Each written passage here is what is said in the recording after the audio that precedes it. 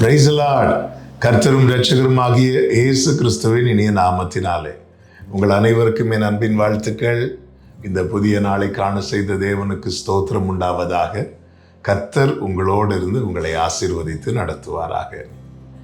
2 நாளாகமம் 25வது அதிகாரம் 27வது வசனம். அமத்சியா கர்த்தரை விட்டு பின்வாங்கின காலம் முதற்கொண்டு எருசலேமில் இருந்தவர்கள் அவனுக்கு விரோதமாக கட்டுப்பாடு பண்ணி கொண்டார்கள். அது நிமித்தம் அவன் லாகீசுக்கு ஓடி போனான். ஆனாலும் அவன் பிறகே லாகீசுக்கு மனுஷரை அனுப்பினார்கள். அவர்கள் அங்கே அவனை கொன்று போட்டார்கள். கர்த்தருடைய பரிசுத்த நாமம் மகிமைப்படுவதாக. இங்கே அமத்சியா என்கிற யூதாவின் ராஜாவை குறித்து சொல்லப்பட்டிருக்கிறது. தனது 25வது வயதிலே அவன் ராஜாவாக பொறுப்பெடுக்கிறான். அவனுடைய ராஜ்ய பாரம் கர்த்தருடைய கிருபையினாலே ஸ்திரப்பட்டது.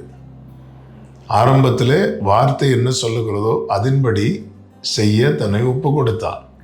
இது நிமித்தம் அவனுக்கு ஜெயம் கிடைத்தது. அவனுடைய ராஜ்ய பாரம் ஸ்திரப்பட்டது. அவன் வளர ஆரம்பிக்கிறான். அவன் வாழ்க்கையில் ஒரு ஜெயம் கிடைத்த பிறகு அவன் வழிமாறி போகிறதை வேதம் நமக்கு காண்பிக்கிறது. இங்கே அதை குறித்து வேதம் என்ன சொல்லுகிறது என்றால், அவன் எப்பொழுது கர்த்தரை விட்டு பின்வாங்கி போனானோ அந்த பின்வாங்கின காலம் முதற்கொண்டு எருசலேமில் இருந்தவர்கள் அவனுக்கு விரோதமாக கட்டுப்பாடு பண்ணி கொண்டார்கள். அவன் பின்வாங்கின காலம் முதல். அமத்சியாவை குறித்து சொல்லப்பட்டிருக்கிறது, அவன் கர்த்தரின் பார்வைக்கு ஆரம்பத்தில் செம்மையானது செய்தான். ஆனால் முழு மனதோடு செய்யவில்லை. முழு மனதோடு செய்யவில்லை என்றாலும் அவன் செம்மையானதை செய்கிறான். இது நிமித்தம் எருசலேமில் இருந்தவர்கள் அவன் கூப்பிட்ட போது அவனிடத்தில் வருகிறார்கள். 3 லட்சம் யுத்த வீரர்கள் யூதா புத்திரரிலேயே அவன் சார்பிலே வந்து நிற்கிறார்கள். ஆனால் இவன் எப்பொழுது பின்வாங்க ஆரம்பிக்கிறானோ அதுவரை என்னென்ன அவனுக்கு அனுகூலமாக இருந்ததோ எல்லாமே அவனுக்கு எதிராக மாற ஆரம்பித்து விட்டது.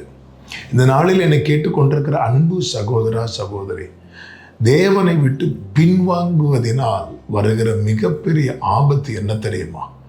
என்ன நமக்கு அனுகூலமாய் இருக்கிறதோ, யாரெல்லாம் நமக்கு அனுகூலமாய் இருந்தார்களோ அவர்கள் எல்லாமே நமக்கு எதிராக மாற ஆரம்பித்து விடுவார்கள். காரணம், ஆண்டவர் தெளிவாய் சொல்லியிருக்கிறார், ஒருத்தன் பின்வாங்குகிறான் என்றால் அவன் மேல் அவருக்கு பிரியம் இராது என்று. ஆண்டவருடைய பிரியம் இல்லாமல் போகும்போது நம்முடைய வாழ்க்கையில் எது நஷ்டமாகும் தெரியுமா? அந்த ஃபேவர், அந்த தயவு நஷ்டமாகும்.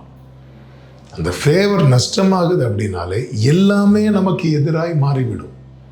எல்லாமே நமக்கு அகென்ஸ்டாக மாறிடும். ஒரு தேவப்பிள்ளை வாழ்க்கையில் இப்படி வரவே கூடாது. எனவே எதில் ரொம்ப ஜாக்கிரதையாக இருக்கணும் தெரியுமா? பின்வாங்காதபடி ஜாக்கிரதையாக இருக்கணும். பின்வாங்கவே கூடாது. இன்னைக்கு எல்லாமே யுத்தமில்லாத இளைப்பாறுதலாய் இருக்கிறது. அதுக்கு காரணம் என்ன? கர்த்தரோடு இருக்கிறதுனால. எல்லாம் அனுகூலமாக இருக்கும்போது கொஞ்சம் பின்வாங்குவோம். பின்வாங்கும்போது எல்லாமே அப்படியே மாறிடும், எதிராகவே மாறிவிடும்.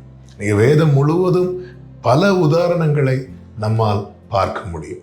ஒரு தேவப்பிள்ளை இதில் ரொம்ப கவனமாய் ஜாக்கிரதையாய் இருக்க வேண்டும். தேவனை விட்டு பின்வாங்கும் போது வருகிற ஆபத்து என்ன தெரியுமா?